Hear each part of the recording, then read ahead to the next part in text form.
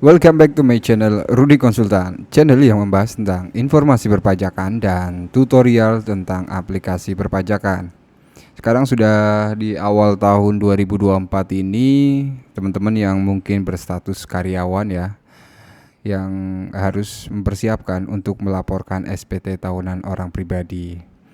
Mungkin teman-teman di sini banyak yang bingung ya, gaji karyawan kan sudah dipotong pajak, terus kenapa mesti lapor SPT? Dan di video kali ini kita akan bahas hal tersebut ya. So sebelum gue lanjut, untuk teman-teman yang mungkin baru lihat channel ini, jangan lupa klik tombol subscribe. Jangan lupa teman-teman nyalain juga loncengnya agar teman-teman tidak ketinggalan informasi terupdate dari Rudy Konsultan. Dan jika teman-teman juga butuh jasa konsultan pajak untuk SPT tahunan orang pribadi, SPT tahunan badan, ataupun berkaitan dengan perpajakan yang lainnya, silakan bisa hubungi nomor WhatsApp kami yang tertera di profil channel kami. Ini saya kutip dari ddtcnews.co.id ya, bahwa periode pelaporan SPT pemberitahuan atau SPT tahunan untuk tahun 2023 sudah tiba ya, karena sudah lewat dari tahun 2023. Wajib pajak termasuk orang pribadi karyawan memiliki kewajiban untuk melaporkan SPT tahunan. Kewajiban ini melekat meskipun penghasilan karyawan sebenarnya sudah dipotong pajak dan sudah disetorkan oleh pemberi kerja atau perusahaan teman-teman bekerja ya. Lantas kenapa sih karyawan masih perlu lapor SPT tahunan? Dirjen Pajak atau DJP mengatakan pelaporan SPT tahunan bersifat self-assessment atau atas inisiatif sendiri serta rahasia. Ini adalah jawabannya ya. Sementara itu, perusahaan hanya melaporkan penghasilan yang mereka berikan. Di sisi lain, karyawan bisa juga memiliki penghasilan lain di luar gaji yang diberikan perusahaan. Ini adalah jawaban ya ketika teman-teman mungkin menanyakan sudah dipotong pajak tapi kenapa masih harus lapor, yaitu karena yang dilaporkan perusahaan itu hanya gaji dari perusahaan tersebut. Nah, pelaporan SPT tahunan ini juga merupakan kewajiban wajib pajak sehingga bisa dilakukan secara mandiri. Itu penggalan ya.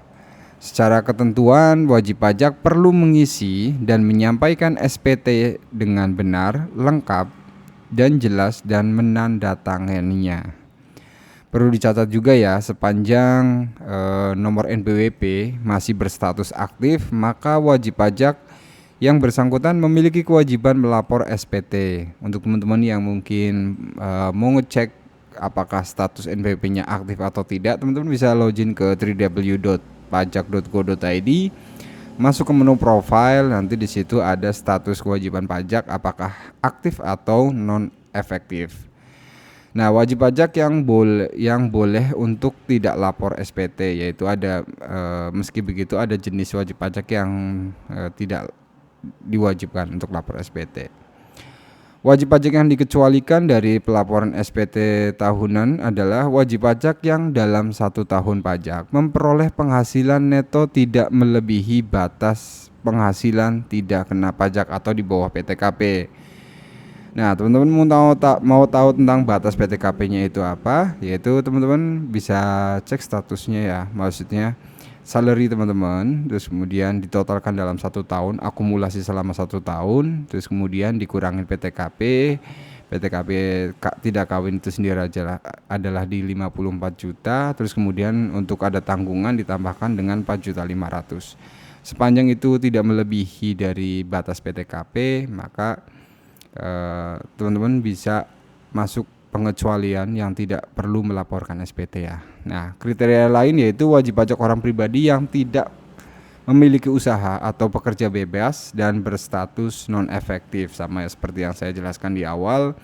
Teman-teman bisa cek di menu www.pajak.go.id. Nah, pelaporan SPT tetap dilakukan karena perusahaan hanya melaporkan penghasilan yang mereka berikan.